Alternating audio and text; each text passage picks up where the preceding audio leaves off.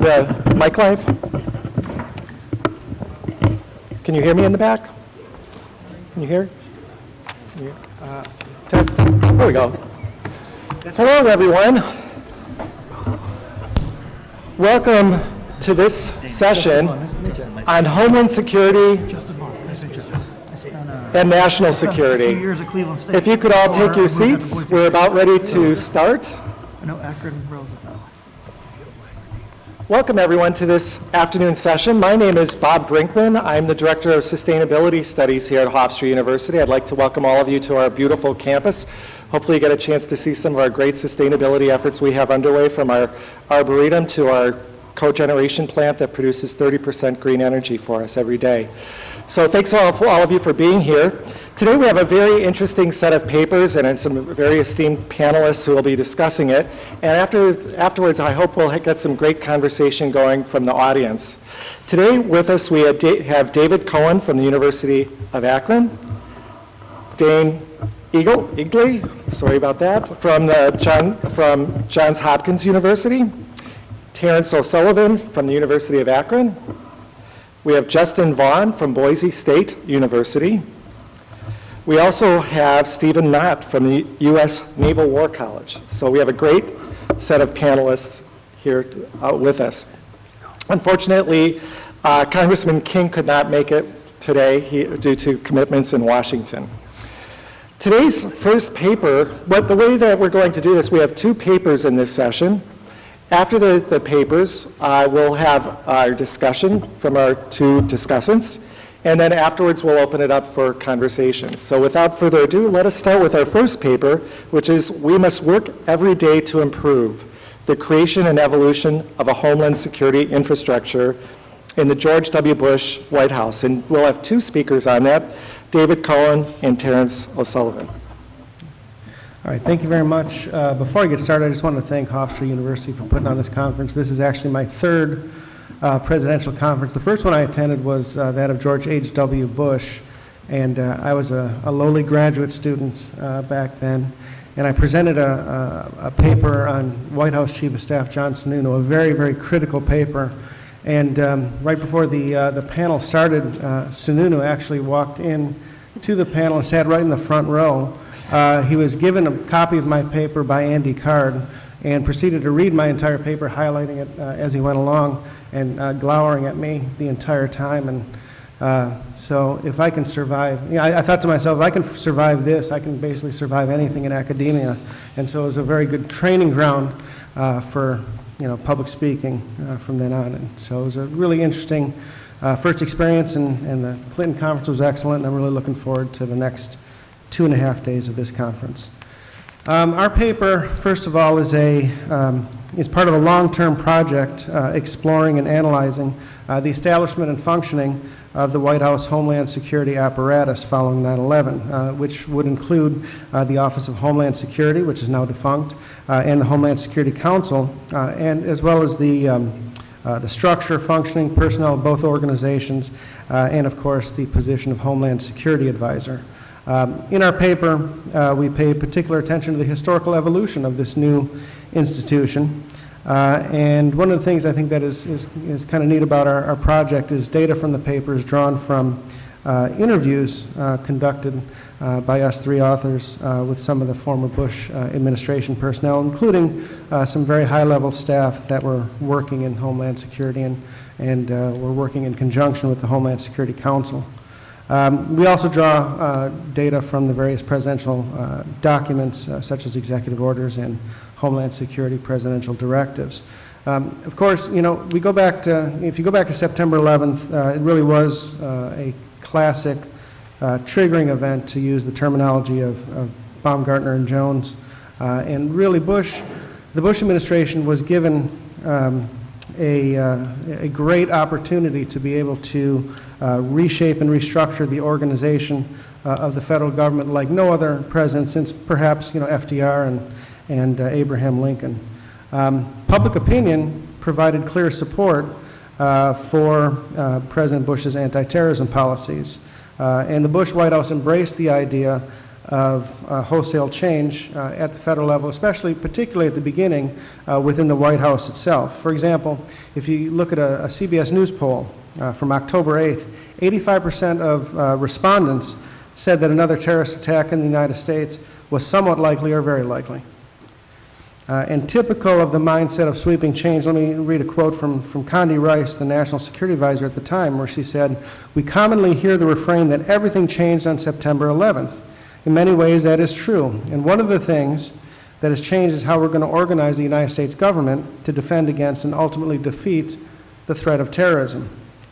Nonetheless, recommendations for creating what became eventually the Department of Homeland Security were initially resisted and dismissed by the Bush administration because, those ideas were mainly coming from a Democratic Congress, and the thought of that sweeping a change really hadn't registered with the administration yet. But the urge to continue with bureaucratic politics as usual quickly evaporated as accusations of warnings that went unheeded after 9/11, and intelligence failures began to leak in the immediate days after 9/11. So something needed to be done. And with great enthusiasm, the administration quickly embraced the idea of a Homeland Security apparatus within the White House. And President Bush announced in a televised address on September 20th that you might recall, some of you, to a joint session of Congress, this notion of creating this White House apparatus along with a cabinet-level position that became the Homeland Security Advisor. On October 8th, this plan was formalized when President Bush issued Executive Order 13228, which created the Office of Homeland Security, which was to be housed in the Executive Office of the President. And OHS was tasked with a myriad of responsibilities, including getting together federal, state, and local agencies to provide better intelligence to the President to thwart future attacks. 13228 also stipulated that OHS was to be led by the Assistant to the President for Homeland Security, the Homeland Security Advisor. And OHS and its director were modeled after the modern-day version of the National Security Council staff and the National Security Advisor. That was the model going forward. But a major difference between the two institutions was that OHS was a creation of executive order, and NSC was a statutory creation born out of the National Security Act of 1947. And thus, Bush had a freer hand to be able to create, adapt, and change the OHS than was the case with the NSC. Also, because OHS was a presidential creation and not a congressional creation, the director of OHS was not subject to Senate confirmation, nor required to testify before Congress when called. And this, in fact, became a major source of friction between the Bush administration and the 107th Congress, when the OHS director refused numerous requests to testify before Congress on Homeland Security issues. Only after the administration announced its plans to create a formal DHS did the director of to create a DHS, did the director of OHS appear before hearings in front of Congress. And of course, you might recall, tapped to head the Office of Homeland Security was Tom Ridge, who was a Republican governor from Pennsylvania, who was not only chosen because he did have an impressive governing resume, but also he had very close personal relations with Bush. And having the confidence of and access to the president is a fairly important ingredient for any presidential advisor looking to influence policy, and by many accounts, Ridge really did have both of those things. One former administration official that we interviewed about this corroborates this when he said there was such a major muscle movement to try and coordinate and coalesce all of the functions, not to mention all the other functions that eventually were glued together. You needed White House involvement, and you needed somebody who was close to the president, or at least had the president's ear, to be able to make those major muscle movements, or this would not have succeeded. And so there was thought within the White House that Ridge did have Bush's ear to a certain extent. Now, the creation of OHS was met with a lot of public skepticism, particularly from members of Congress who felt that the position of Homeland Security Advisor lacked sufficient power and authority because the OHS director didn't have budgetary authority, and it's very important to be able to hold people accountable with the use of budgets. And so news reports regarding the creation of OHS were rife with concerns of a perceived lack of authority for the new OHS director. And so both Bush and Ridge sought immediately to tap down these criticisms. In his weekly address, President Bush made clear that Ridge would have total access to him, as well as the full support of the federal government, when he stated that Tom Ridge will report directly to me, and he will have the full support of our entire government. That was a public statement of support that, in fact, he would be somebody of importance. Assessments of the first several months of the new office reported that OHS really wasn't functioning up to the standards that the Bush administration had set, and that many of the established bureaucracies were resisting change. And of course, they had no budgetary tool to be able to punish those agencies. And it became, apparent quickly, without that budgetary authority, that, Ridge did lack the necessary clout to reform the bureaucratic behemoth and overcome the numerous turf battles that, ensued almost immediately. And so by spring of 2002, numerous media reports were surfacing that the Bush administration was actually rethinking its objections to a formal Department of Homeland Security. Now, one thing that is often overlooked in the executive order that created the Office of Homeland Security was Section 5 of that executive order, which created the Homeland Security Council, which was a cabinet-level advisory council modeled after the National Security Council.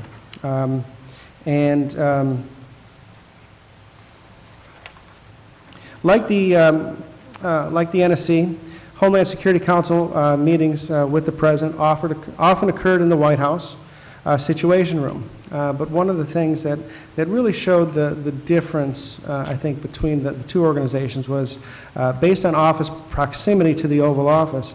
The Homeland Security Advisor never achieved the status of that of the National Security Advisor. Though both had an office in the West Wing, the Homeland Security Advisor's office was actually in the basement, while the National Security Advisor was located just a few doors down from the President. And this is a clear indication of the prestige and access to Bush that would be earned and not granted outright. And if you know anything about West Wing real estate, you know how important it is to have an office as close as possible to the Oval Office. Even if it's a broom closet, that's better than having a spacious office one floor up or one floor down. In terms of creating the Department of Homeland Security, on June 5th, the Bush administration kind of shocked the political establishment by unveiling its plan for a new executive branch department known as DHS, and Bush announced this in a nationally televised address. The plan was developed in secret. Many people in the administration had no idea that the administration was even going down that road. Of course, the proposed governmental reorganization required the administration to walk back their vehement denials for the need for a new organization, because they had denied it, for several months. The legislation took just over 5 months to make its way through Congress, which is very rapid for such an incredibly large and massive restructuring of the federal government.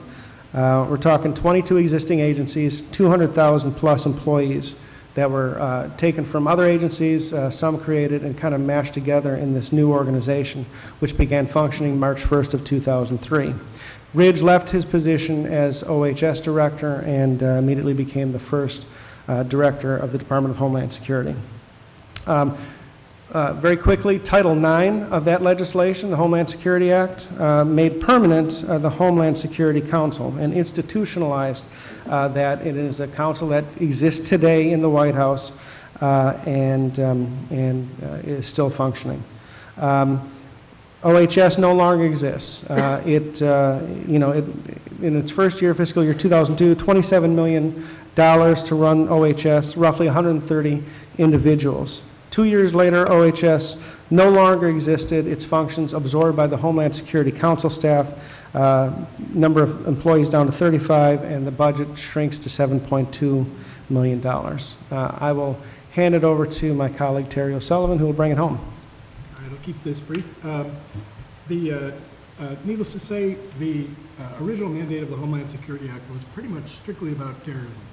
It It said, quote, "Prevent terrorist attacks within the United States, reduce the vulnerability of the United States to terrorism, and minimize the damage, assist recovery from terrorist acts that do occur in the United States." And obviously, as we all know, Hurricane Katrina in 2005, 3 to 4 years later, was a tremendous wake-up call to this mandate.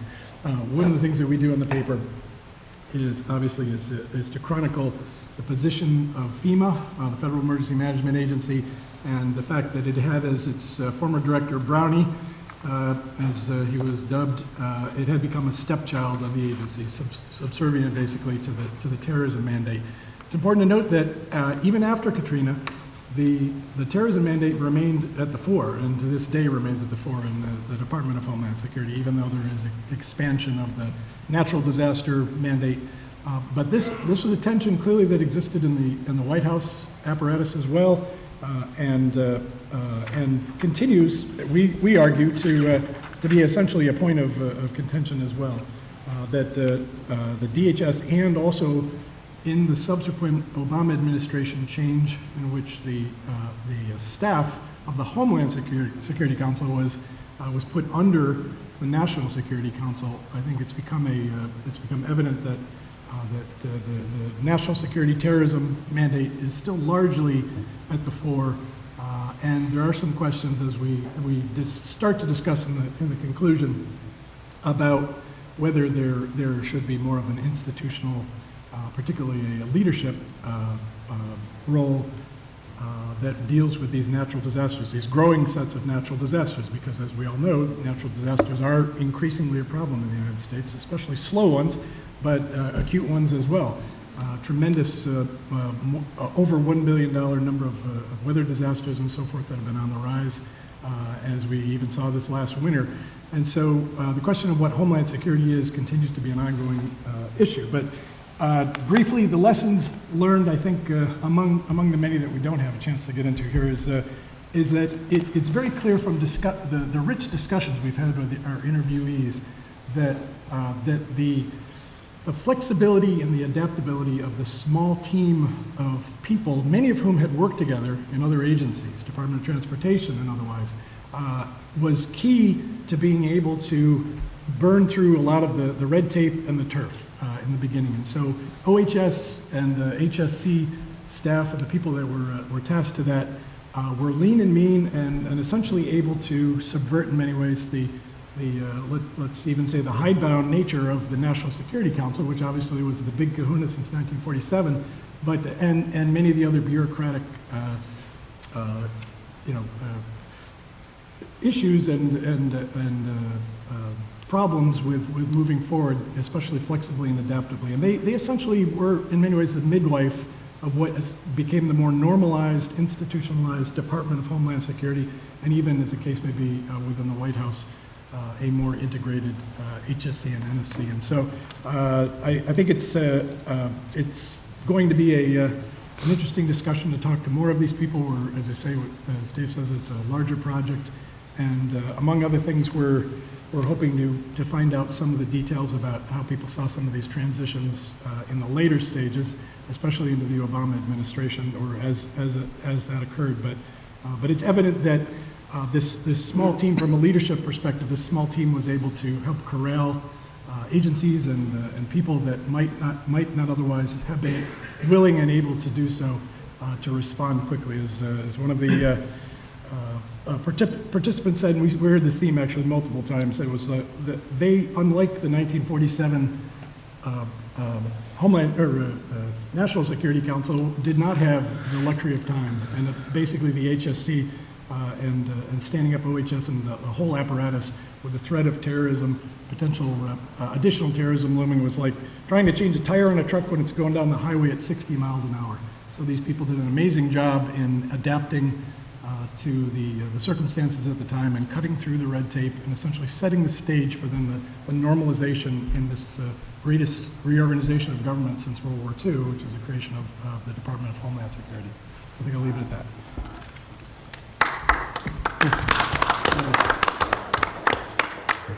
Thank you. Thank you for that presentation. We'll move on to the next paper, which is Strategic Staffing After 9/11, George W. Bush's National Security Guard Czars by Justin Vaughn of Boise State University. Thank you, Professor Brinkmann. I'm honored to be here. As Dave already acknowledged, this conference series has an extraordinary reputation, and I'm delighted to be a part of this year's event. Before I get started, thanks to the Calico Center and to Hofstra for putting this on, and to Mina Bose and Richard Himmelfarb for putting together such a great program. As that program indicates, the title of my paper is Strategic Staffing After 9/11, and it focuses on the George W. Bush administration's utilization of what are often called presidential policy czars. And particularly how Bush used these policy czars to manage key aspects of the war on terror at various times and in different ways in the years following the terrorist attacks of September 11, 2001. The research that I present in my paper and that I'll talk about briefly this afternoon comes from a broader project about czars in general. My partner in that project, Dr. Jose Villalobos, and I are publishing a book this summer with the University of Michigan Press that focuses on the evolution and rise of presidential policy czars as a managerial tool. For those of you who are starting Christmas shopping early, it comes out in June. It'll fit in a stocking, especially if you are celebrating the holidays in July. And I'm happy to autograph them. We can talk after the panel about that.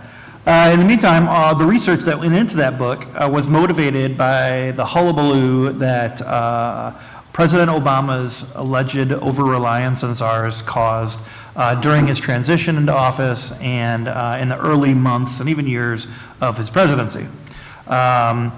We found this development of this phenomenon to be fascinating and mysterious, and spent a good number of years learning more about that. Before I discuss what we learned, and particularly how it relates to the presidency of George W. Bush, I might clarify exactly what we mean when we use the word czar. In our research, we define czars as members of an administration tasked with coordination responsibilities over a particular policy problem that said administration is intent on either solving or at least appearing to solve. What I want to talk about this afternoon is where czars come from, what the pressures are that lead administrations to create them, and what czars are able to accomplish.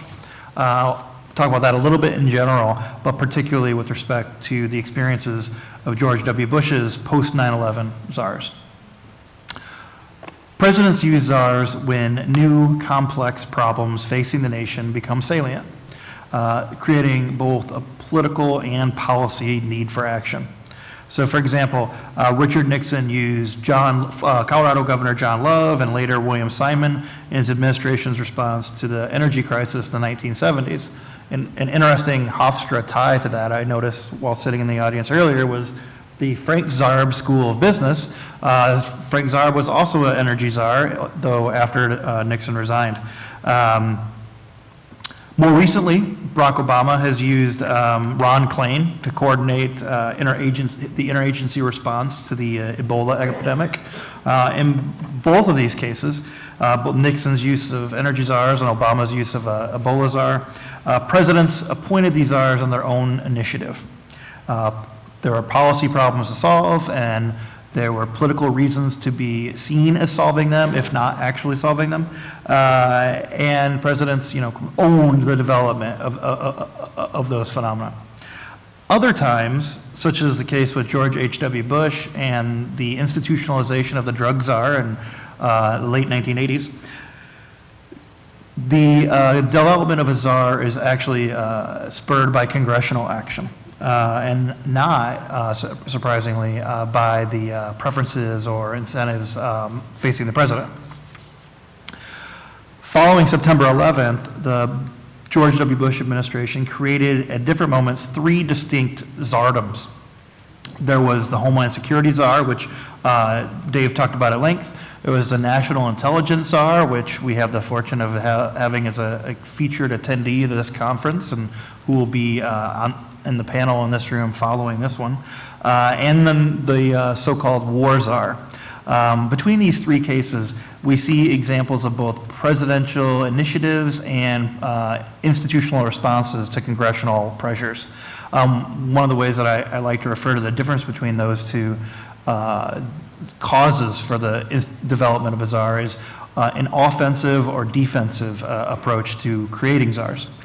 So when presidents are doing things of their own volition, you see the presidents kind of engaged in offensive czar politics, whereas when they're doing it as a response to external pressures, it's more of a defensive approach.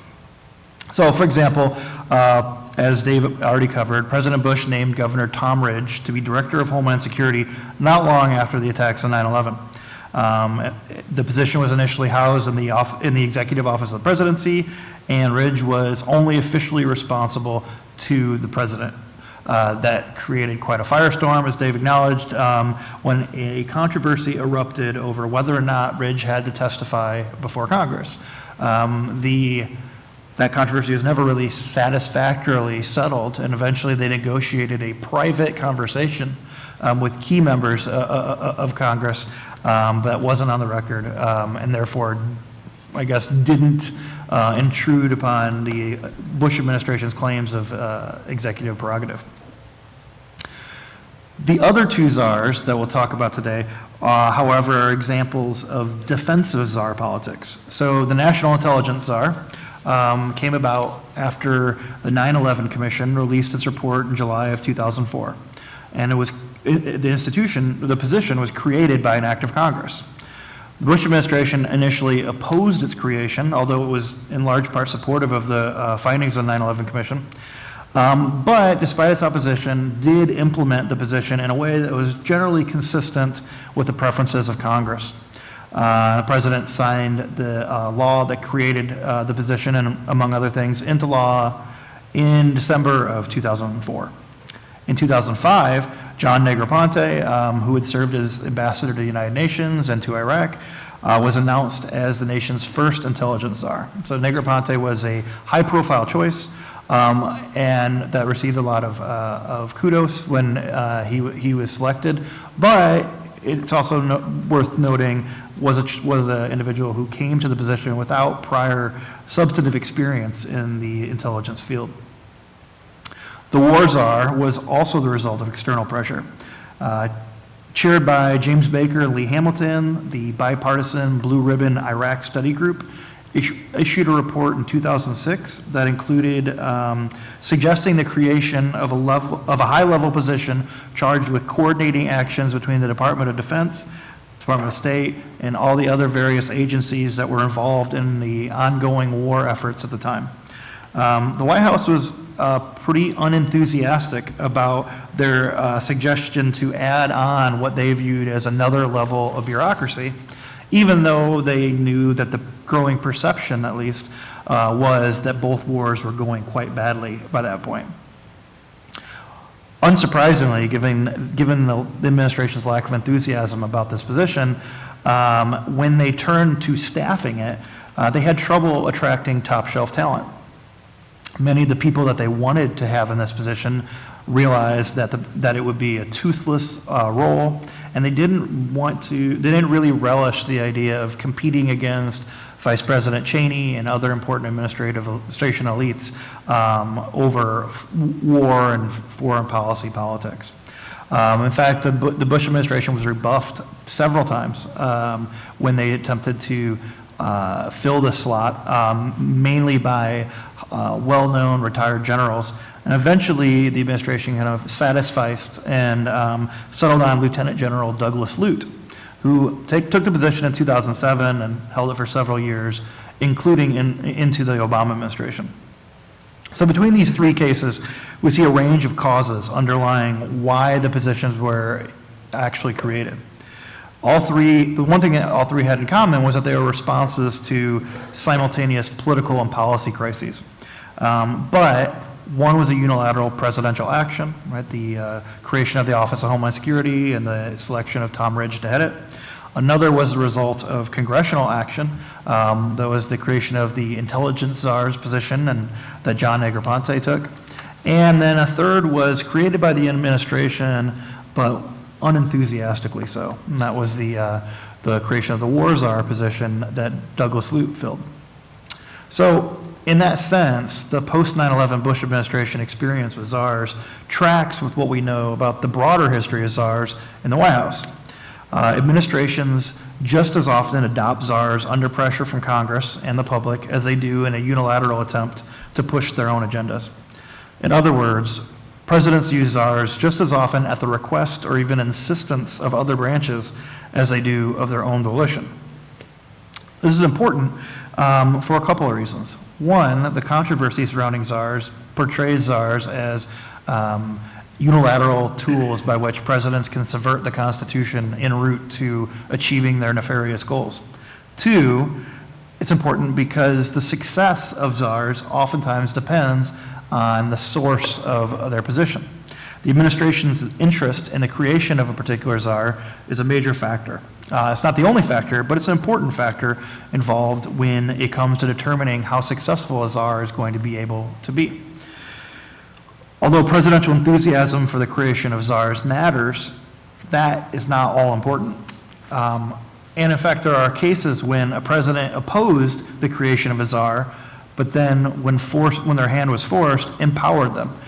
Case in point, the aforementioned George H.W. Bush and the drug czar experience. Bush had campaigned in 1988 against the idea of creating a drug czar, but when the law was passed and President Reagan signed it, thus requiring that the winner of the 1988 election would have a drug czar in 1989, he did a 180-degree turn and said, well, if we're going to have this position, let's make the most of it. And it became a high-level emphasis of the early months and years of the Bush administration.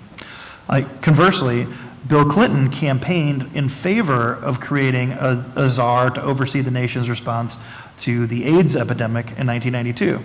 But then, once he became president, did virtually nothing to empower any of the individuals that held that position over the next 8 years. So whether or not a president is on board initially with the idea of creating a czar is a good indicator of how successful that czar will be, but not a perfect indicator. In our book, in the process of writing our book, we learned that any given czar's ability to lead and succeed is highly conditional, and it depends on a range of factors. These factors include, of course, whether or not the position is a result of presidential offensive or defensive action, but also the czar's substantive expertise, managerial experience, if they're a pioneer in the position or simply replacing a previous czar, the extent to which they have a relationship with the president, and as Dave pointed out with respect to their project, the individual czar's proximity to the president. Again, the experiences of George W. Bush's national security czars, or post-9/11 czars, have some central commonalities, but very different experiences with respect to these factors. Let's really quickly discuss each in turn. Tom Ridge, as we know, served as Bush's Homeland Security czar for about a year, and then became Secretary of the Department of Homeland Security in November of 2002, and served in that capacity for 2 years. Despite the kerfuffle over congressional testimony and a much lampooned proposed alert system notwithstanding, Ridge's tenure in the administration was pretty well regarded. He had an important voice, if not the most important voice, or not at the level of other central figures, and he was responsible for giving shape to the department and helping develop the national security strategy that was released in 2002. Ridge didn't possess any substantive experience in the area of Homeland Security, but he did bring with him significant managerial experience from his time as governor of Pennsylvania. That, along with the pioneering nature of his opportunity that he was given as the nation's first lead official on Homeland Security, and combined with President Bush's commitment to the issue, enabled him to become a comparatively successful czar. Ambassador Negroponte's stint as intelligence czar had a lot in common with Ridge's. Although the creation of his position was a congressional initiative, Negroponte was a well-known and valued member of the Bush team. He again did not possess substantive experience in the area in which he was assigned, the intelligence arena, but he did have significant managerial and diplomatic credentials. He knew the political terrain inside and beyond the White House well, And his relationship with and ability to personally brief the president enhanced his prospects for success. Over time, however, his institutional perch was eroded, and various other leaders in the administration successfully waged turf battles, allowing them to get beyond the purview of this position. Eventually, he would lose important conflicts with the Department of Defense, the CIA, the FBI, and ultimately would leave the Director of National Intelligence position and move to a different position in the Department of State. In all, he was a successful czar, substantively, but politically, we can say he was unsuccessful. His office performed well, even as it lost power gradually vis-a-vis other key other key agencies and individuals within the administration. This decline would continue after Negroponte left, with subsequent czars having decreasing amounts of power. Finally, Douglas Lute was arguably the least successful of the three national security czars of the Bush administration. Lute was no one's first choice for a position that the White House wasn't all that excited about creating in the first place. As such, he came into the administration facing an uphill battle. His first several months on the job were not necessarily noteworthy, and it wasn't until the last several months of the Bush administration that President Bush took advantage of his presence. He had ordered Lute to prepare an exhaustive, quote, soup to nuts strategy review of what was going on in Afghanistan. The report was a major effort, but it wasn't presented to the Bush administration's National Security Council until November 26, 2008. So it's 3 weeks after Barack Obama had defeated John McCain, and less than 2 months before the Bushes would move back to Texas. The report was well received, but went nowhere. And Lute would end up staying on in the position under the Obama administration, but also in a situation where he was relatively powerless. He stayed in the war czar capacity until 2013, when he became permanent representative to NATO, which is a position he holds today. We can't consider Lute a successful czar because he didn't do much to counteract the problem that motivated the creation of his position in the first place. And he can't credibly be blamed for his lack of success, right? The administration's lack of enthusiasm for the position, along with his lack of political capital and non-existent relationship with the president, ensured his marginalization. So, to summarize, analyzing George W. Bush's national security czars provides an interesting and useful lens through which we can view the evolution of the administrative dimension of the war on terror itself. Bush's post-9/11 czars each experienced different levels of support and success, but taken together, they provide a reasonable approximation of the experience of presidential czars in general, as we've seen over the past half century. The stereotype of a czar, as I mentioned, is an unconstitutionally empowered super bureaucrat who operates with the president's undivided and unlimited support. The reality, as the experiences of Ridge, Negroponte, and Lute show, is far more complex and far less threatening. Thank you. Thank you. Well, we had two really interesting papers by just some of the best experts in the world on these issues, and now we move on to some great discussion as well. Our first discussant will be Professor Egli. Thank you. I want to get on to the Q&A as quickly as possible, but as long as we're doing shameless advertising, I would encourage you to go on Amazon and get my book, Beyond the Storms, which talks about this issue in the context of the current historic and consequential events in the war on terror, homeland security, and the need for resilience.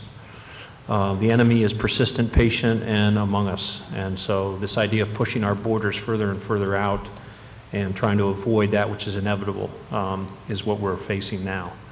That this generation here, the students, are going to have to be prepared, whether it's a czar who lacks a budget, lacks authority and jurisdiction, or it's a structure that's uncertain.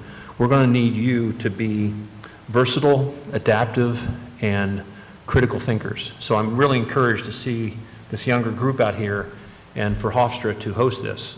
Looking at the papers, gee, I really like this one as one of the co-authors, I must say, but I really appreciate the czar. The analysis of Ambassador Negroponte's position, I think if he were here, he might have some reactions to what you said. I listened to some things, and and having been there when we stood up the OD&I, very interesting.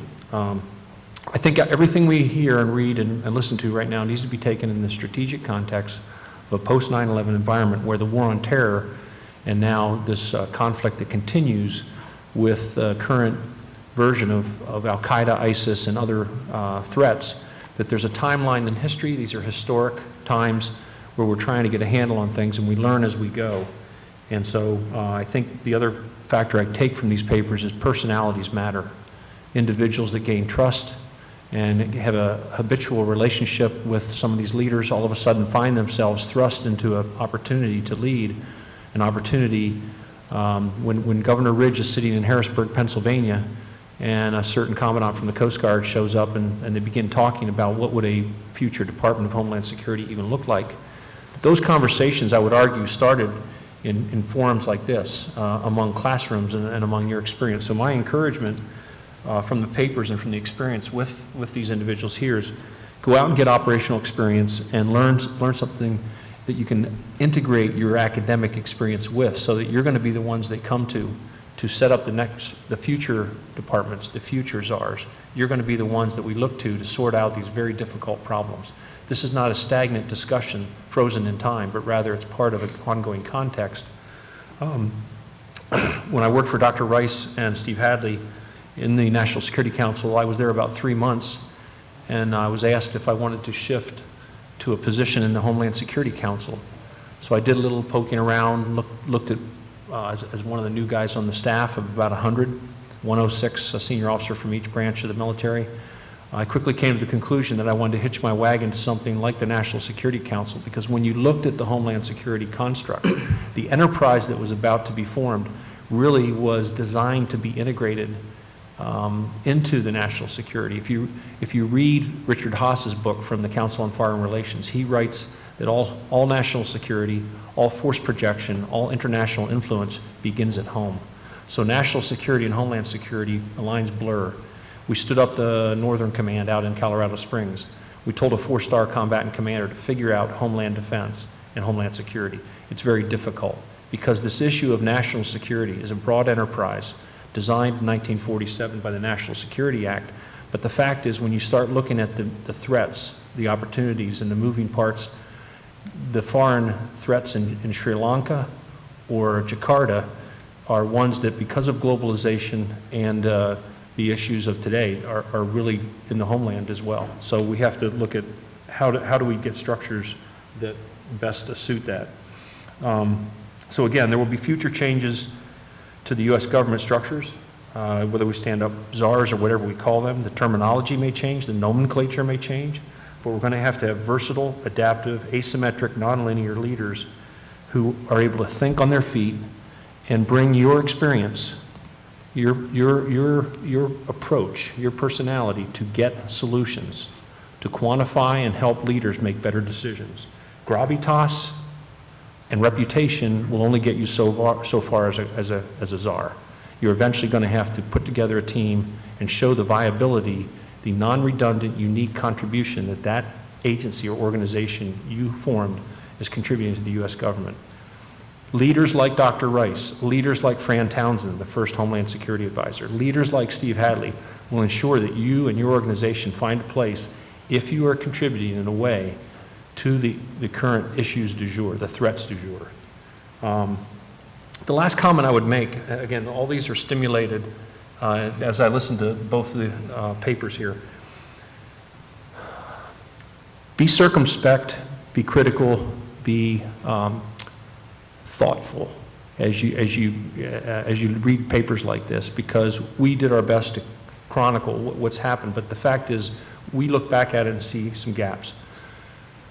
In the Obama administration, Presidential Policy Directive number 8 on preparedness, Presidential Policy Directive number 21, and executive orders deal with preparedness in a way that would kind of address some of Terry's concerns. Terry's concern is that we have a fixation in a post 9/11 world on counterterrorism and security to the exclusion of these rising, emerging, persistent natural disasters. And so the context of a lot of the work, including mine, is resilience, that you have to have a habitual, ongoing posture of readiness for that which is inevitable. As they do in Israel, as they do in many other countries, if we shut down the economy, if we're not prepared to flex, in this direction, Homeland Security, whether it's a czar or any other structure, we have to be adaptive, scalable, and flexible to that which is inevitable, from natural disaster, man-made disaster, or any disruptive event, including extreme weather. Resilience doesn't care what the disaster is. It will make us better no matter what it is. So the solutions for this, just like this, the example of the Homeland Security Council, the example of czars, they are attempts by leaders to face vexing problems with creative solutions.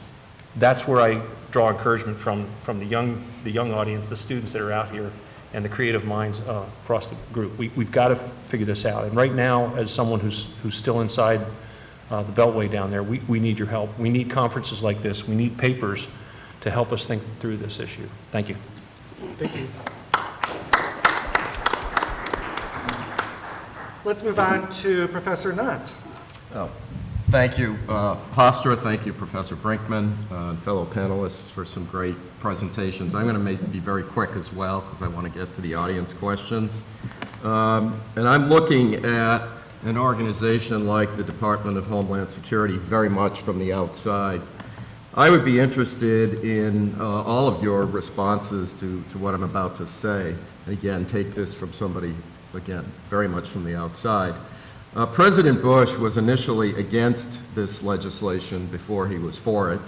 And I've often wondered the extent to which electoral or political pressures were responsible for that switch. I believe it occurred in 2000, if I'm not mistaken, which was an important off-year election. My impression looking at DHS, and so I wish President Bush, by the way, had stuck with his initial opposition. So it seems to me there was some tinkering that needed to be done, but not this sort of wholesale, massive merging of 22 existing agencies into one, and done relatively hastily, as was pointed out by one of our speakers.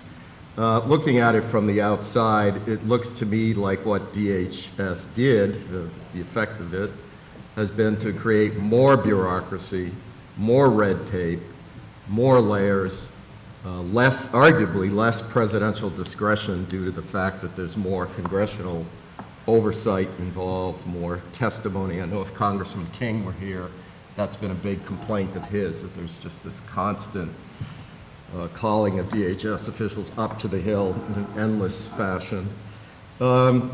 So again, looking at it from the outside, it seems to me that you could make a case that the Department of Homeland Security is Exhibit A of a federal government that is simply too big, too cumbersome, and in an arena involving security, that strikes me as something that we should all be concerned about. In other words, has DHS or is DHS too important to fail? And it seems to me the track record over the past 10 or 12 years has not been an encouraging one. And if you look at the damage done to FEMA and arguably the damage done to the Secret Service, you know, there's been a real cost to some of these agencies in terms of losing their autonomy. So I just want to be the sort of the naysayer here and ask you guys to all respond to this notion that what happened in this significant piece of legislation was not necessarily good for the security interests of the United States. Thank you. That's okay. No need to. Do any of you want to respond to that? Sure, I can go first. Just a slight correction on the timeline. Sure. After 9/11, as we talk about in the paper, the Bush administration was definitely against a large-scale reorganization in terms of creating a Department of Homeland Security. Something changed really at the beginning of 2002, and you know, Bush himself decides to rethink his position against it. And I believe it was around April of 2002 that secret negotiations take place within the administration. I'd counsel everybody to read Peter Baker's book because he has a really nice description of the secret negotiations that go on with, I believe it was Tom Ridge as part of the small group, Gonzalez, the White House counsel, Alberto Gonzalez, Andy Card, and their immediate deputies are in the room. I think the OMB director was part of it too. They actually meet in the room in the White House called the PIOC, which is the Presidential Emergency Operations Center. And I believe it's about 3 to 4 weeks of them secretly meeting, and the PIOC is essentially the White House bunker that was built during FDR's time, when they were concerned that there was no bunker to protect the president in the event of a surprise attack. And so, in fact, the PIOC room is the one that became famous on 9/11. That's the one where Dick Cheney was essentially lifted by Secret Service and carried down the hall into that room, which is underneath the driveway near the east wing. And so these negotiations take place for a few weeks, and then they unveil a plan, which was a complete surprise to just about everybody in the administration. Took everybody off guard. Members of Congress didn't know, and even the highest level people in the White House didn't know, except for the people immediately involved. I would agree that DHS has had some serious missteps, and we've already talked about Hurricane Katrina. I think putting FEMA into DHS and downgrading the FEMA director's position from one of being a cabinet level position, which it was during the Clinton administration, to where it became DHS was a grave mistake, and it's something that actually predated DHS when the Bush administration came in, and he put his former chief of staff when he was governor of Texas in as FEMA director. That began an immediate process of kind of downgrading that agency and that position. And that kind of brings me to something that Dane mentioned earlier, which I believe you said that personalities matter. And I think that is something that is often overlooked, especially in social science. Many social scientists would say personalities don't matter, people don't matter, organizations matter, the individuals don't. And I think that's a terrible mistake and incredibly short-sighted and really not very sophisticated and not realistic. Personalities absolutely matter. And I think they certainly did in the case of Ridge, certainly did in the case of the people that were put in to direct FEMA. And your point is well taken also about Secret Service as well. We can see some of the issues that are occurring today with the problems that Secret Service has, which, by the way, also predates DHS as well. If I could add just real quick, Sure. I take Professor Knott's point very well. That I think the irony is that in many ways the early structure was lean and mean and flexible, but that by replacing it with this 22 agency structure, in many ways it invalidated the leadership part of it because, as we all know, one of the problems with DHS to this day is it has the lowest morale in the federal government.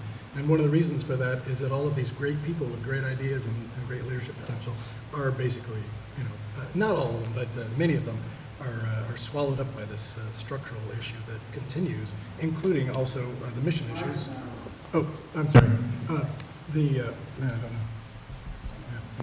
know. And that the mission, the natural disaster mission, and some of the other missions have continued to be downplayed in part because of this bureaucratic inertia. Thank you.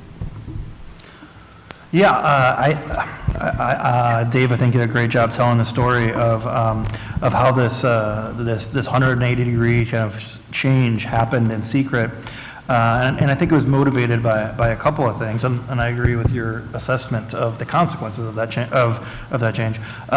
One was,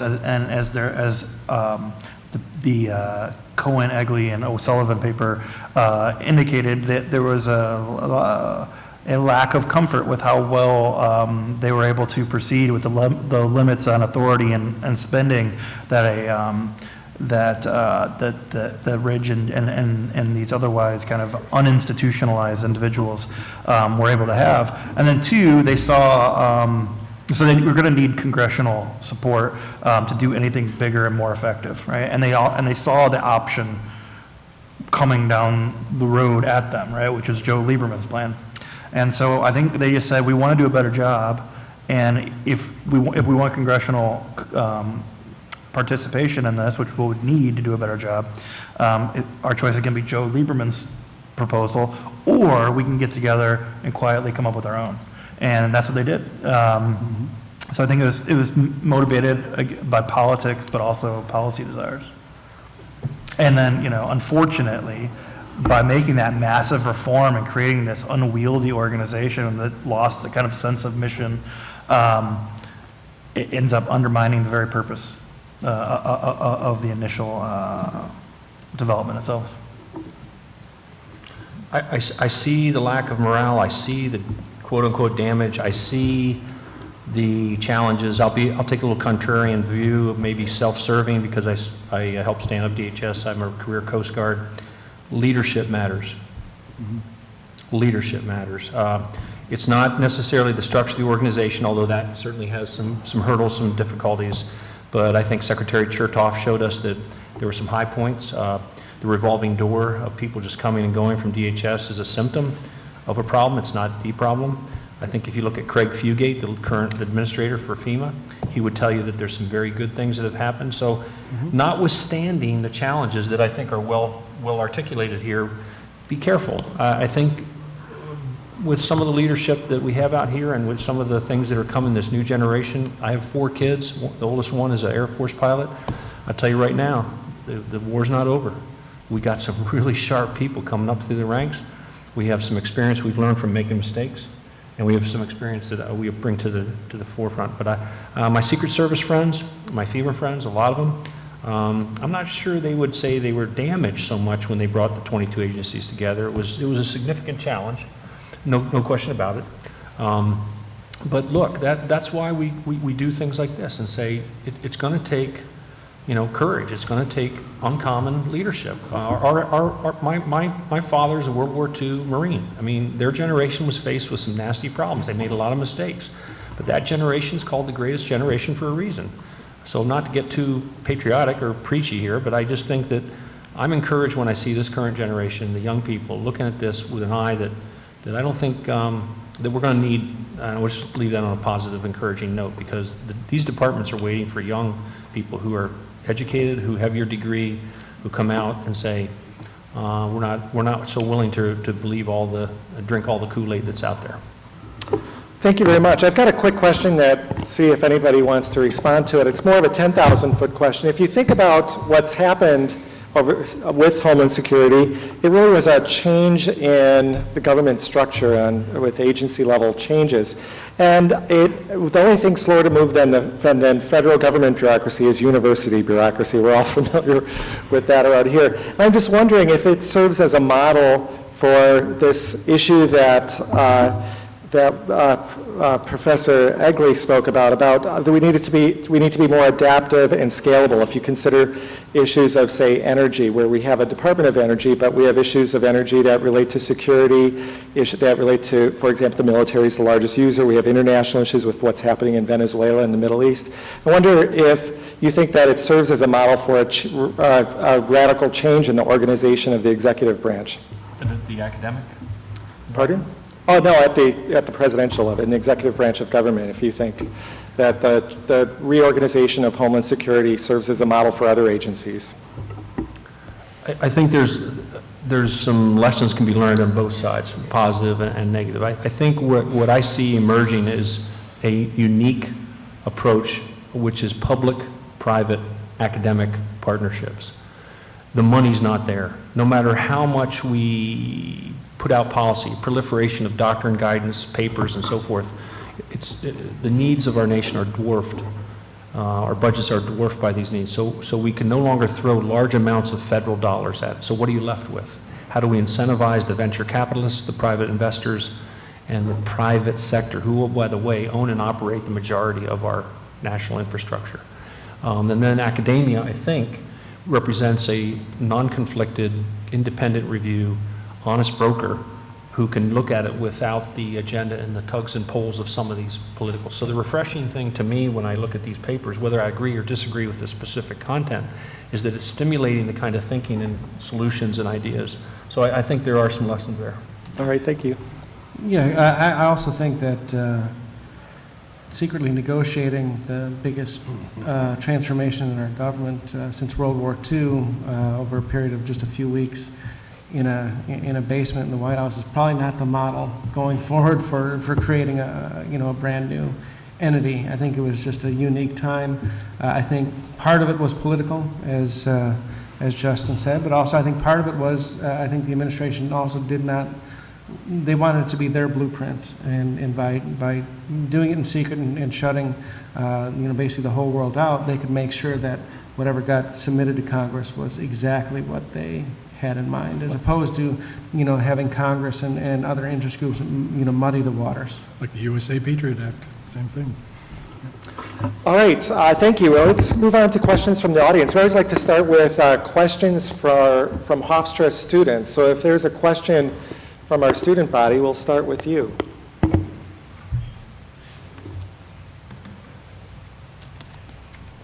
We can talk about the college basketball tournament too, if you guys want to throw in a question at us. All right, yes, we'll take a question right here. Wait, 1 second, microphone. We discussed World War II being the greatest generation, and what we really need now is another greatest generation. Yet millennials were only 5% voting in the last election. How do we get this reversed? Well, since I'll take it first shot, since I was the optimist. I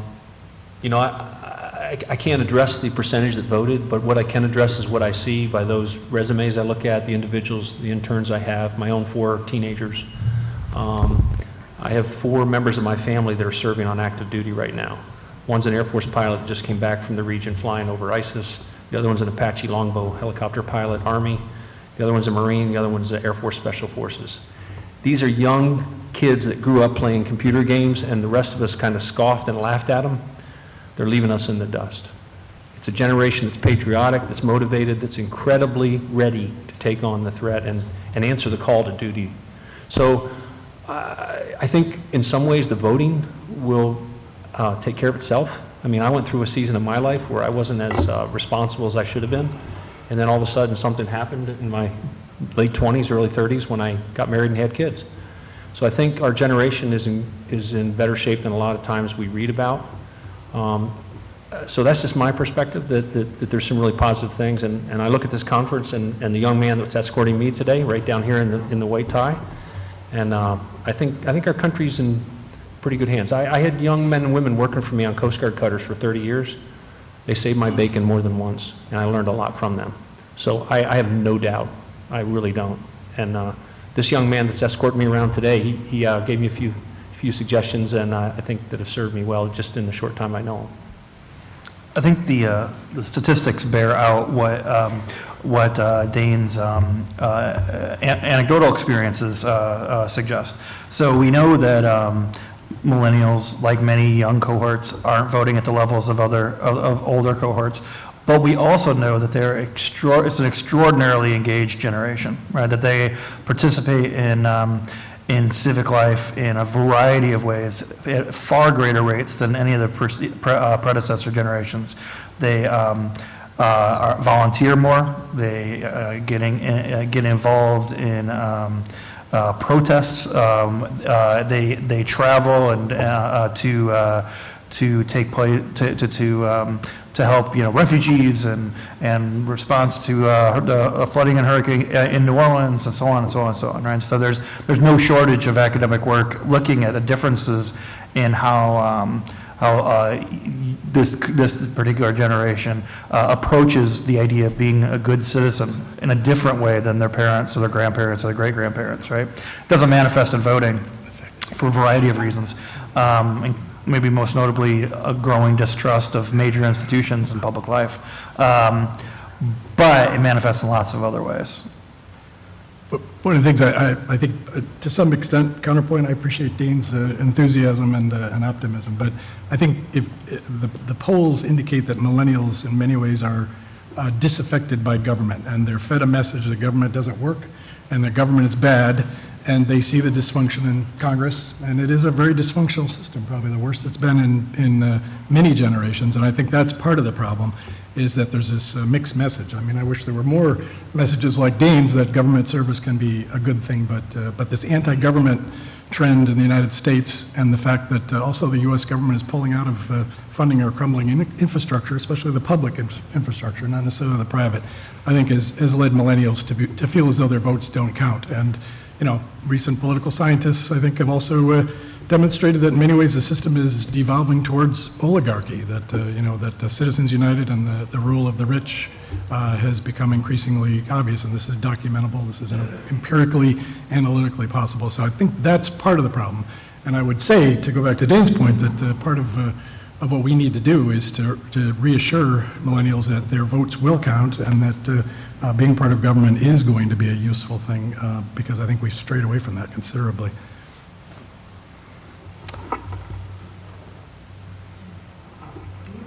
Oh, right there first. Sorry, we'll come back to you. Okay, I'll try to make it quick. What we seem to have coming from the panel is a description of a dilemma. Homeland Security exemplifies it. On the one hand, there seem to be basically two ways you can go when you have to do something in a policy area that's too fragmented. One, find a czar, give that czar a staff, try to get that czar to pull everything together. Didn't work out that well because the czar didn't have enough power, didn't have enough budget. Ultimately, something more was deemed to be needed. Something more turns out to be an amalgamation of a whole lot of diverse agencies, which creates bureaucratic nightmares. And I think Steve Knott got it right. Department of Homeland Security has not been highly successful and is not a model. Okay, be optimists now. What else could we do or have done? Is there a third model? Is there some other approach that somehow transcends the limitations of both of these? It's a great glass half full question for the panelists, so. So I think DHS is kind of an extreme bad example, right? And so the example I kind of like to talk about when I am defending czars is the creation of the Department of Energy. Right, the Department of Energy pretty much started as the energy czar in the early 70s, right? And then over the course of several years, well, basically over the course of almost that entire decade, the position gradually became more institutionalized, right? For a variety of reasons, Congress and President Nixon were not able to work together to institutionalize a position in the early 70s, but as Gerald Ford and then Jimmy Carter became president, the need for leadership was seen across, the different branches, and they were able to come up with a model that worked for everybody. That led to, and so Zarb actually, I believe, was the last energy czar, because I believe the next person who would have had that position would have been Secretary Schlesinger, who was the first Secretary of the Department of Energy.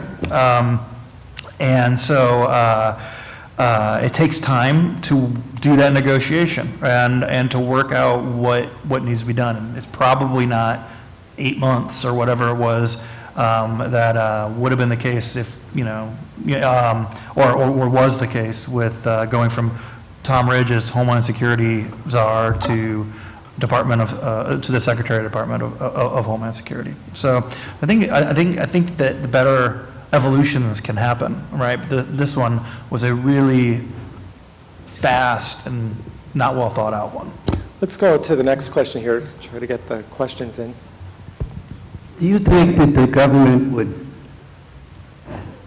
profit by helping graduates from school now that have very high loans to encourage them to come for the government with some kind of a program to help them pay their loans off or forgive them?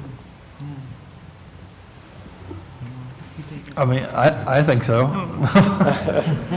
Since I still have, lots and lots of loans to pay back. Okay, in the back, there was a question? Yes. Sir. A common meme that we hear, and even at the conference we've already heard, is that, security is intrusive to the American public and a threat to the individual. And yet, when we compare, I would say, presidential powers over time, from like Lincoln to Wilson to Roosevelt and others, it doesn't seem like it is particularly intrusive in our current era. I just wonder what the panelists think about the general idea that having a security apparatus is a threat to the American individual. What's kind of the historical perspective, positive or negative, on security threatens individual liberty?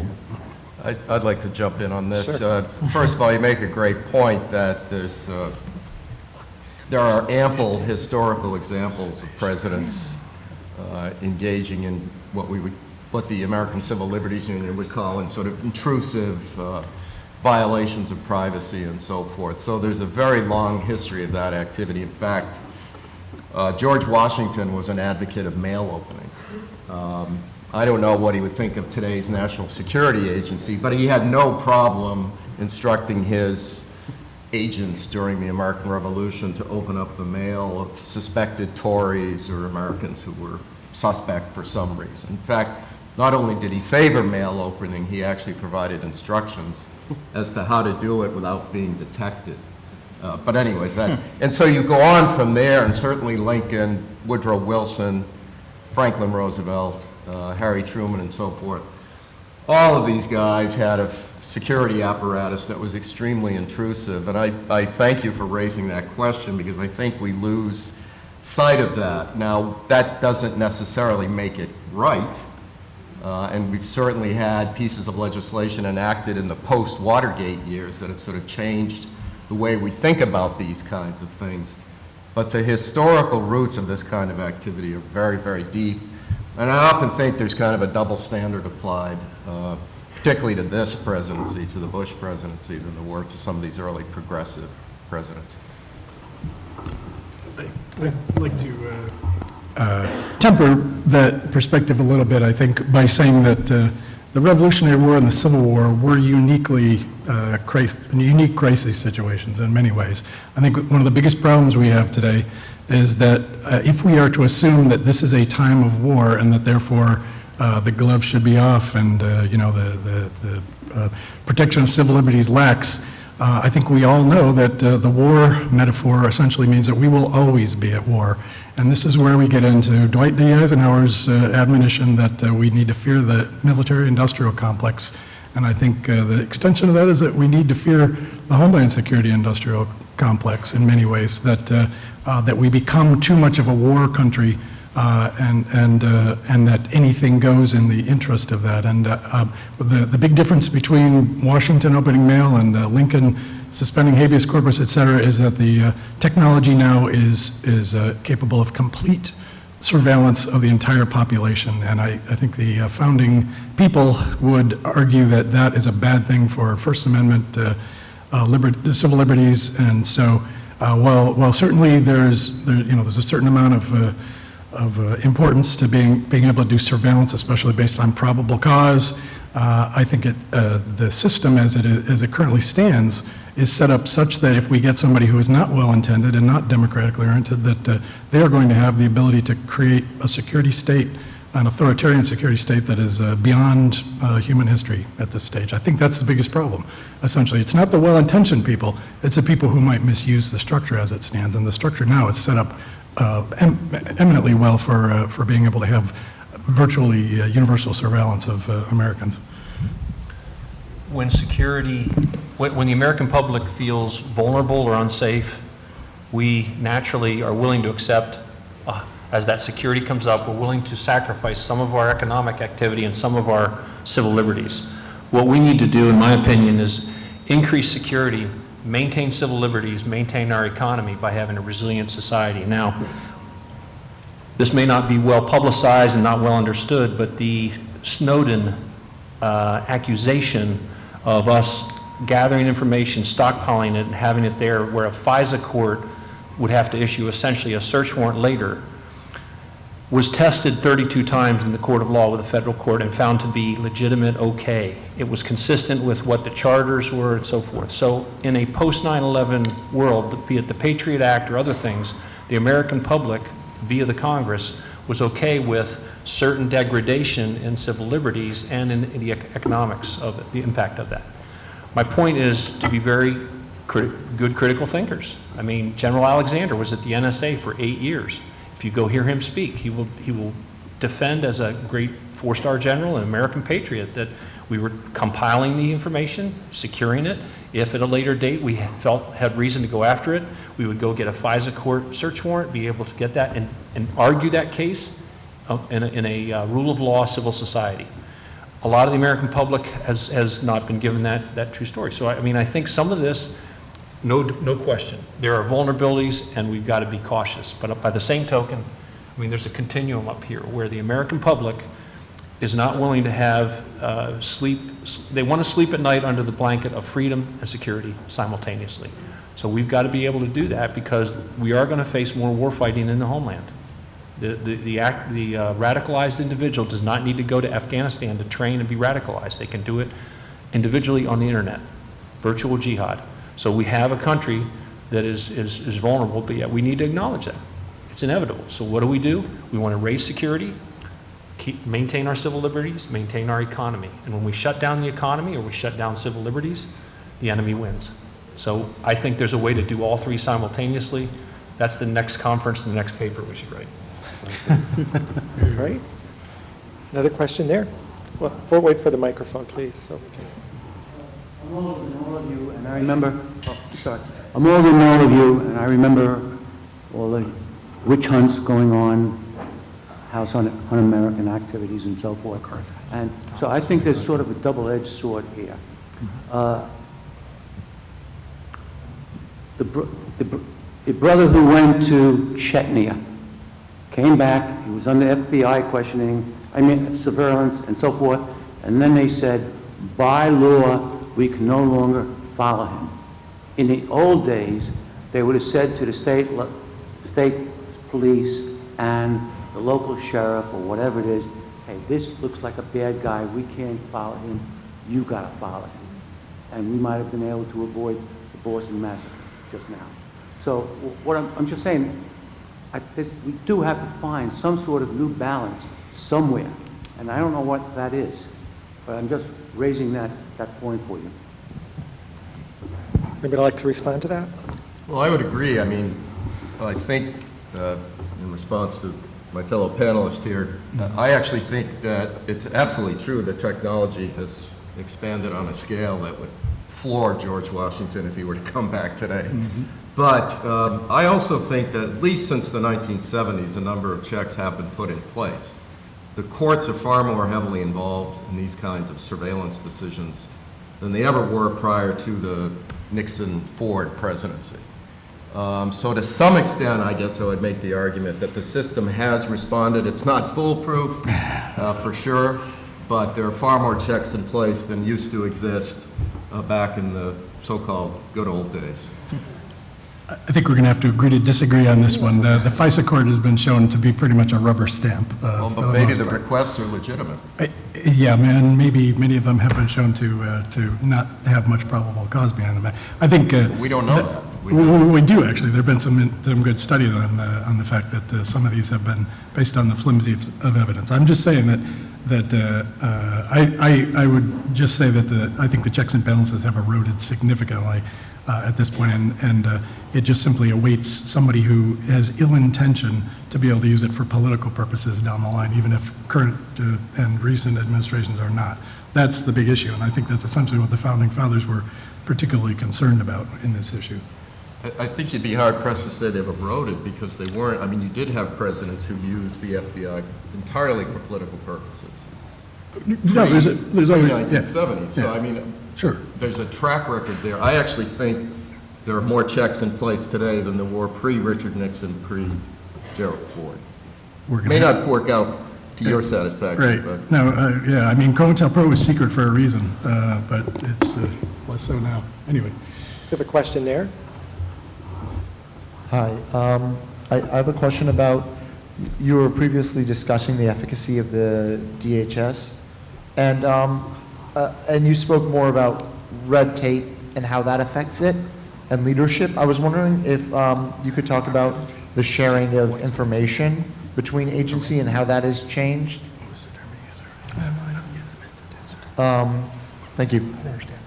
Okay, we had a hard time hearing that. Could you repeat it? We're trying to hear it. You spoke to efficacy in the Department of Homeland Security in terms of red tape and leadership. Could you speak to the efficacy of sharing of information between the 22 different agencies before and after, if that has changed? I think there were some really healthy things that occurred amidst the dysfunctionality. Some very healthy things occurred when we integrated 22. 2 of the 22 were left alone and not touched, Secret Service and U.S. Coast Guard. 20 were integrated and kind of brought together. In the process, there was some painful integration, and I think a lot of bureaucrats were unhappy, but I think there are also some good things. To those who would criticize the DHS, I would simply say I watched a lot of really smart, dedicated people, highly educated, by the way, wrestle with this beyond just a secret meeting in a basement. If you got a better idea, not only would I like to hear it, I think the Obama administration would like to hear it, because they have 2 years left and they're not afraid to be doing some things. So if you got a better idea, as I heard alluded to, let's bring it up. We're really good at critiquing Monday morning after Duke lost to Wisconsin. Did I say that? Oh, sorry. We're really good at that, but as one who has the kind of the dirt under his fingernails and the battle scars to show for it, and I'm down there now, bring it. Tell me what you would do faced with the trauma and the crisis and the fear that swept this country. Something was going to happen. Whether we agree with it 10, 12 years later and write our nice papers about it, of which I just did, so I can say that. But I got to tell you, something was going to happen. And what is that something? If you have a better idea, come serve, send us your resume, come down, let's get the creative ideas. We can't be locked into this notion that DHS was evil, the morale is so low, therefore it was bad. There are some very good things that are happening amidst that. And I would say, look, the enterprise called DHS, Admiral Allen went down to a certain event called Katrina. He then went out to the oil spill in the Gulf, and we saw some very dynamic leadership where he pulled groups together where he didn't have authority. DHS was really struggling. All of a sudden, some good things happened. So I'm not blindly waving my hand and saying, oh wow, DHS was the only option. But having been on some of the committees, we were looking for better ideas, and that was kind of the lesser of three. One last point. It's a young organization. It's a young agency. It took us 25 years to get Giada South and Key West figured out on the drug transit zone issue in a joint military interagency multinational environment. DHS is going to take a long time to become functional. Let me just use this to piggyback off of Chuck's question here and say maybe a more scaled down version of DHS might have been a better idea. Either keeping FEMA out of it or keeping FEMA in DHS but more robust would be a better idea. Secret Service could have been used as an opportunity to split Secret Service into 2 different agencies, because right now they have a dual mission, and that dual mission is very confusing for people in Secret Service, which is, you know, monetary investigations and, you know, protecting the presidents and other officials. Those are 2, you know, unrelated missions. So I think other things could have been done that were maybe not quite as extreme as what we got. All right, I'm sorry, we're out of time. We had a good discussion. There's no doubt that this issue of Homeland Security is an important issue for our country. The organization of government changed, the way that we look at government changed as a result of it. And you heard a challenge here today. If you don't like what you see, get involved with it. So thank you all. Thanks to the panelists for being here. We appreciate everything. Thank you. Exactly. No, I mean, it's a great combination in that sense. Yeah. Wait, I'll tell you that. Did I tell you this? I went to a presidential. Right after. Sure. Would that be all right if we do a quick photo? And the group wants to do a quick photo. Oh, yes. We have somebody to... Do you have a camera? Yeah. I guess you're taking a picture. Leave that here because I'm on the next plane. Oh, you want us by the... Yeah, right there by the Hofstra.